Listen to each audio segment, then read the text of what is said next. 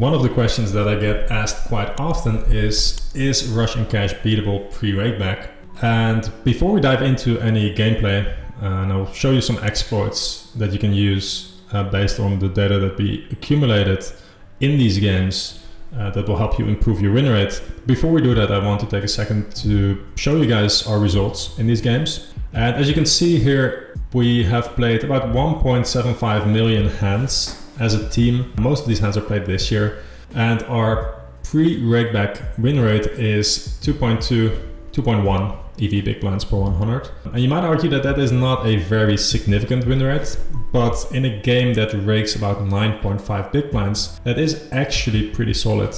The average rack is losing about 6-7 big blinds playing these games. Now that does include some of the very weak regulars that are playing a 16-10 type style, but still it's a very tough game to beat pre-rake back, and a pre-rake back win rate of 2 big blinds is very, very solid.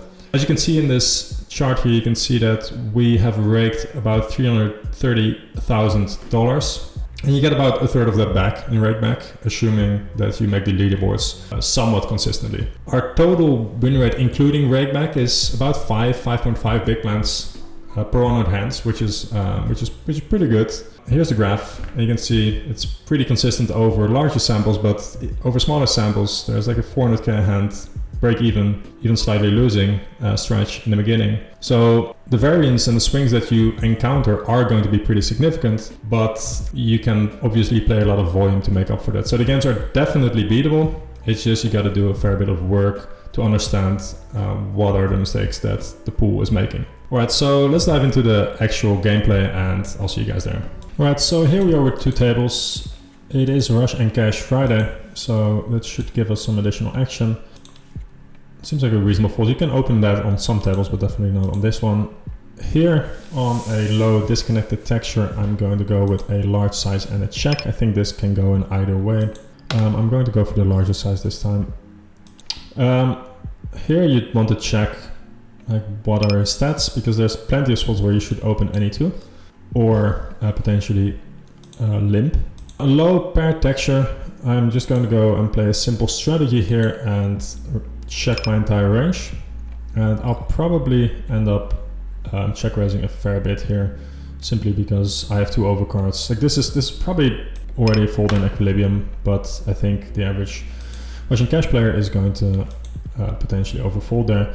He goes with a very quick call, which tells me he probably has some ace high type hand or a weaker pair, and I think I can get a hand like that to fold either on the turn here or on the river. It is a bit debatable whether we can barrel, and especially betting the river. 20% of the pool that is severely under defending versus opens, and you can go very wide even if your opponent ends up defending enough but they don't end up 3-betting nearly enough. Your opening ranges will become very, very wide very quickly, and so taking advantage of that is what separates someone who is going to be doing very average in these games, so break even or even slightly losing, and just like takes most of the win rate from rake back, as opposed to someone who's actually crushing these games. We have a few players that are winning more than 3-4 big blinds per 100 hands pre-rake back in these games,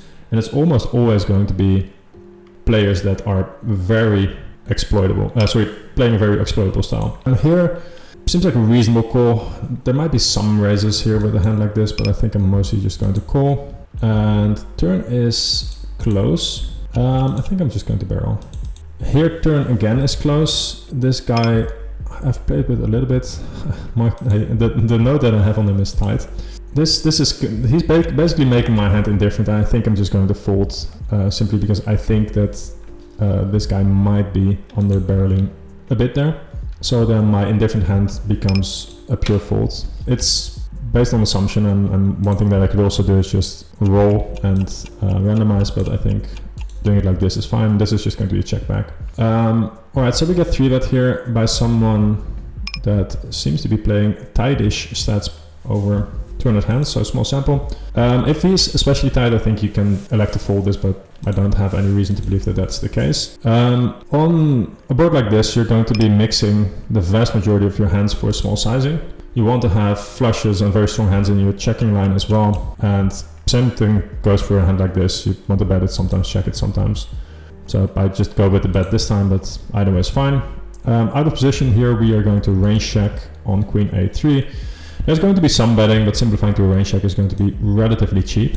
We get a quick check back, and even though my hand isn't a bet very often, I'm just going to go ahead and block bet because I know that the pool overfolds here, and I could see people just auto folding pocket pairs there, some of which I beat, specifically pocket deuces, one of which I beat. So and I'm just going to check. So I'm cheating a bit on the turn there. I know that my hand is very likely not going to be a bet on the turn.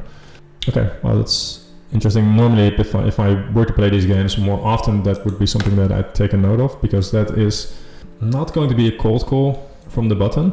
I wanted to fold this hand. It's a misclick. I should actually go a bit smaller here, I think. 10 big blinds, maybe even 9. This is definitely not a mistake. It's just something to be aware of. Here, I think I'm just going to lean towards folding a hand like this. In this rake structure, I think folding is fine, especially if your opponent doesn't seem to be very aggressive.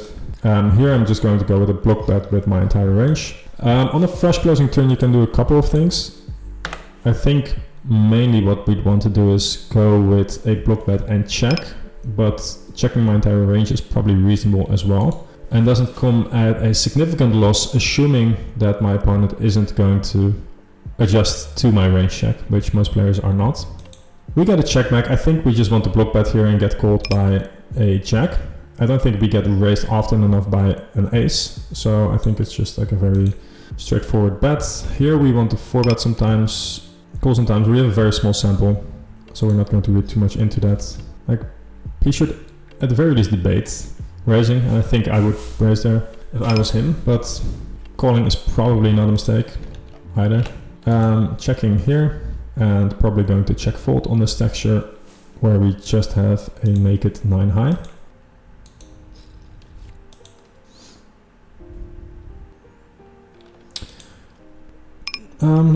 Let's go with this one first. I've this guy marked as more of a nitty player, so I'm just going to cheat a little bit and range bet a texture that you technically can't range bet on, but should still be fine on. Here on the turn I'm going to bet small with my entire range, even though again it is cheating a little bit because you definitely can't an equilibrium on a texture like that. I think people will make too many mistakes there. Barreling on the turn here, running out of time a little bit, having the 6. And we are block betting the river as well. This bluff doesn't need to work very often, it just needs to work occasionally. And so we just want to get folds by some high card hands basically. But a lot of the cuspy hands that you are able to call at higher stakes. So if you're in doubt, then folding is generally going to be a reasonable strategy. You'd still want to 4-bet a significant amount. Here, 300 hands, 19 VPIP, 5 3-bet. I'm just going to go for this. This is debatable for sure, but I know a couple of guys in my team are playing a 32 VPIP in these games, and it seems to work quite well.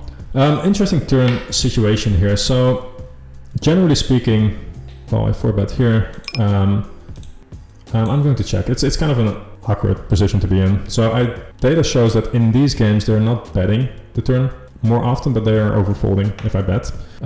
In a lot of other pools, what you'd see is that if you check, they're betting too often. If you bet, they're folding too often. And so what you'd want to do is you want to check relatively strong and protect your checking ranges. I'm just going to bet here. I could check raise as well, I guess, but I'm just going to bet.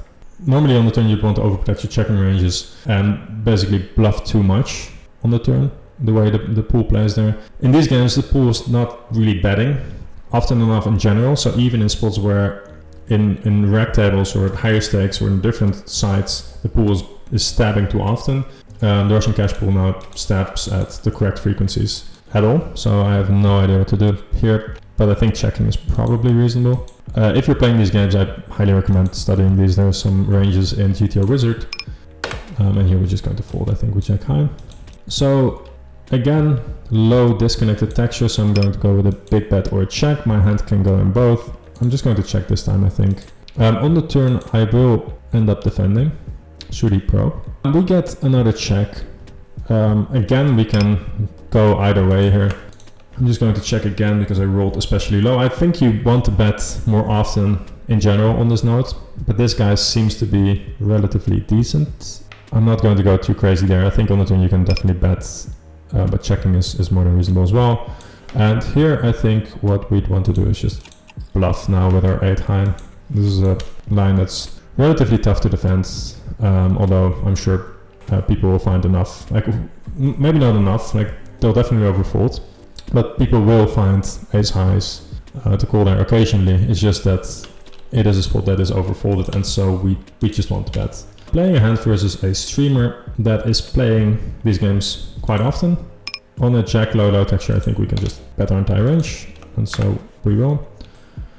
Interesting turn. I think having hearts makes me want to bet more often, so if I have a hand like king jack without hearts, I might be checking it back on a turn like this quite regularly. This hand I'm just going to bet, and I'll go with middle sizing because this is a connecting card, and so I think we just want to size down a little bit there.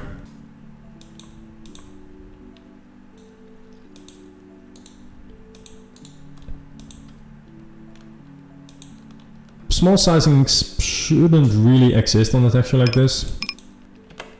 It's not going to be a massive mistake, but I'm just going to go ahead and check raise hands like this.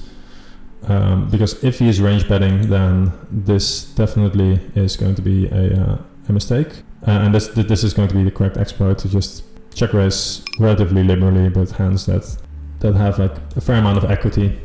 Here I'm just going to bet small, I think. Just seems like, I'm not entirely sure, to be honest. I could definitely see arguments for going a bit bigger as well, but I think maybe I just go bigger and make his overpricing different. I'm not entirely sure. Here I think I want to bet for sure, and I'm just going to go, I'm going to have two sizes here, one bigger and one smaller one. The smaller one is going to be 2/3 ish, 3/4, and here I'm targeting his overpairs, and then I'm going to have a bigger sizing where I'm targeting sets or better.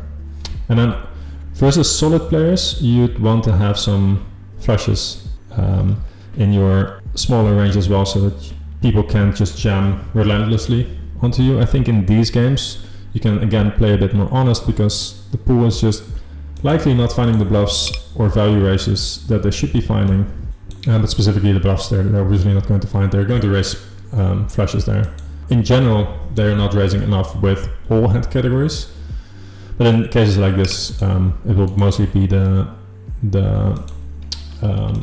bluffs that they're lacking, and so if they are not going to bluff raise you often enough, then you don't need to put your flushes into your smaller size. You can just put it in your bigger size and overfold versus the raise. I checked the flop. I could definitely lead on a texture like this. It's one of the rare textures where you'd have somewhat significant leading frequency. On the turn I'm going to just block bet with range. I could just go for bigger sizes as well with hands like this, and especially in these games I think that makes a fair amount of sense, because again people are not raising these small probes often enough, and if they're not raising often enough, then I don't need to protect, I don't need to put these hands like this into my smaller size to protect. I can just be honest and just bet bigger. Here on the river we just bet and yeah, try to get called by something like that.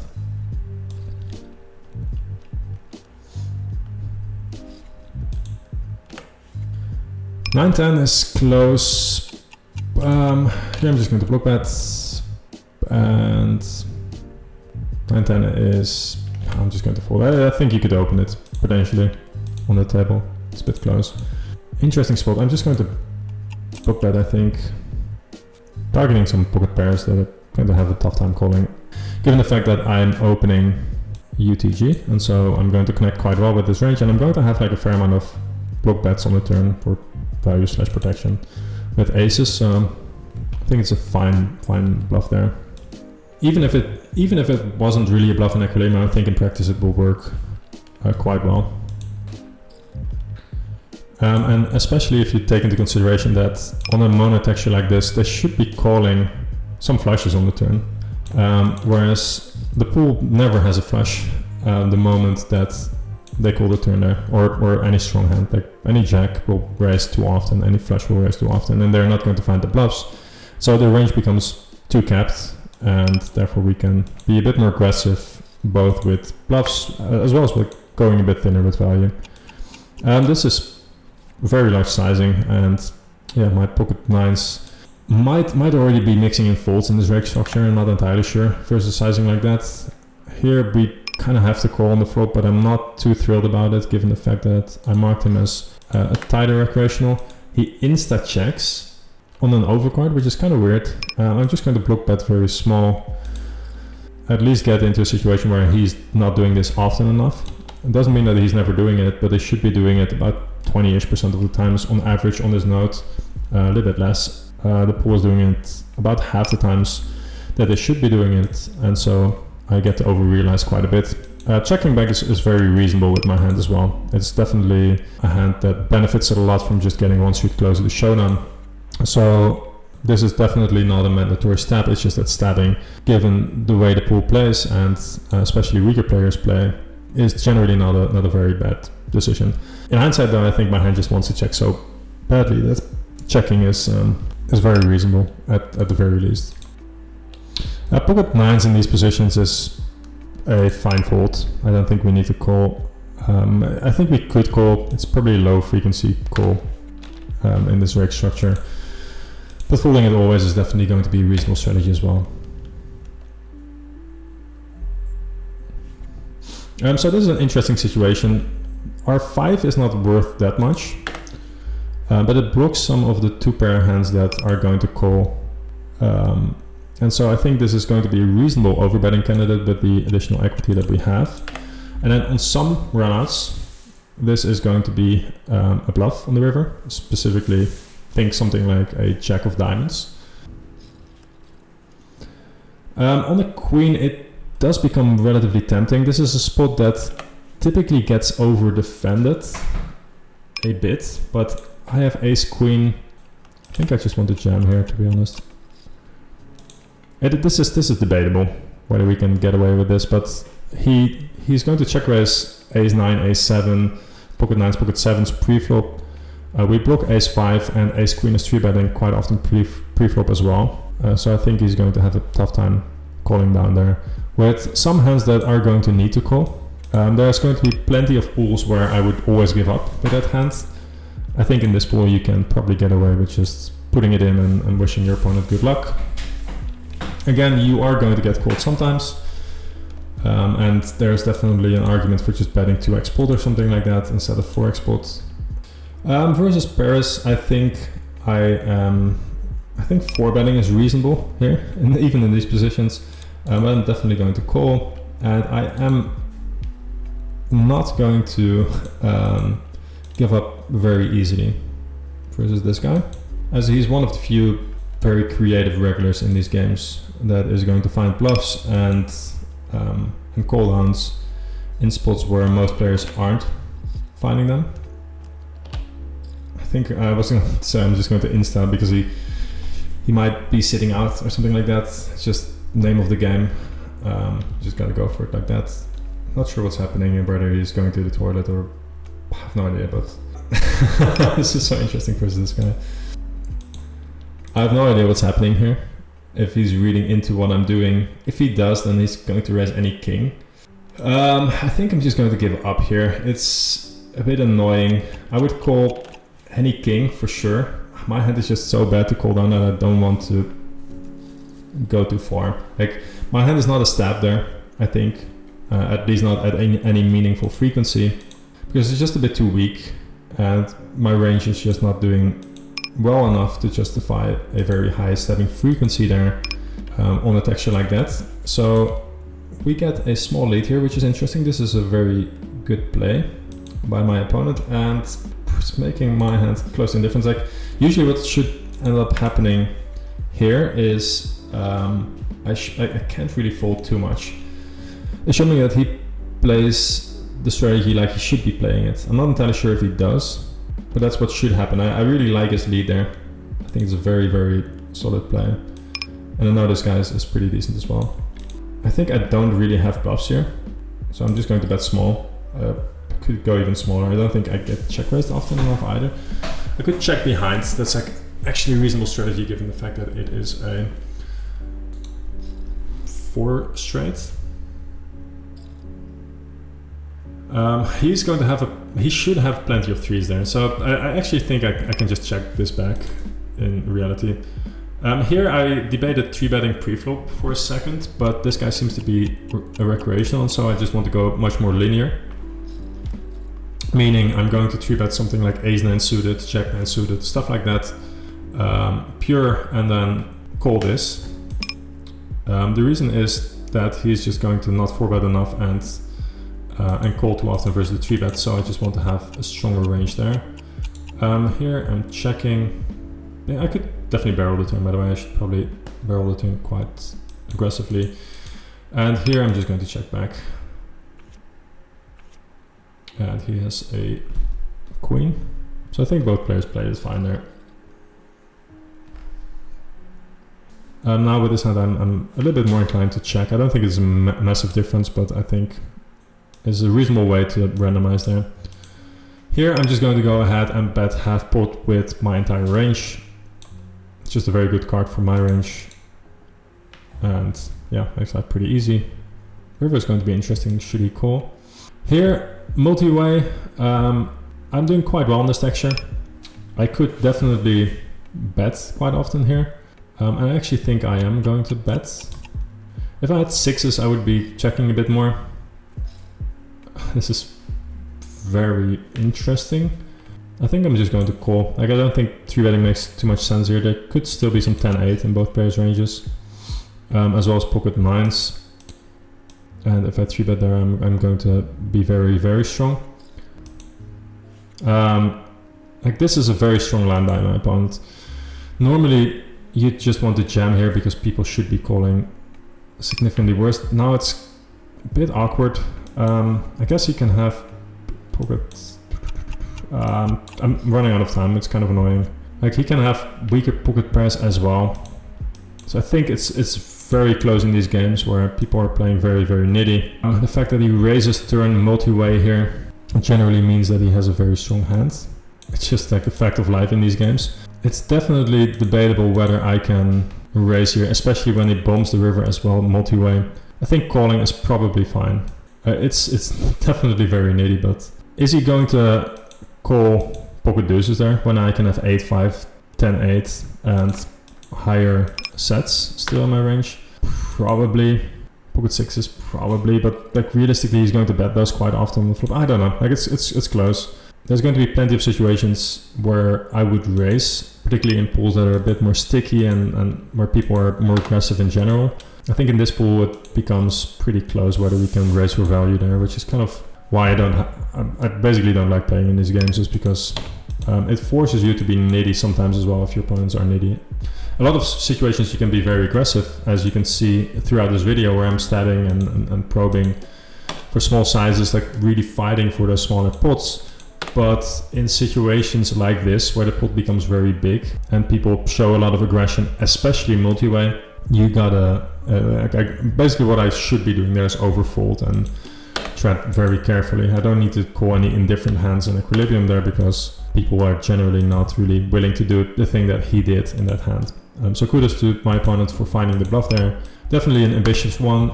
I'm not sure if it's a profitable one, although his combo is definitely going to be very reasonable to pick. So before we end the session, I want to say if you like this video, feel free to subscribe, react and like this video. And if you are interested in learning more about NachosCFP and some of the things that we are doing, please join our public Discord channel. You can find a link in the pinned comment below. So that's it for this video. If you guys have any questions, hit me up in the comment section and talk to you guys soon. Bye.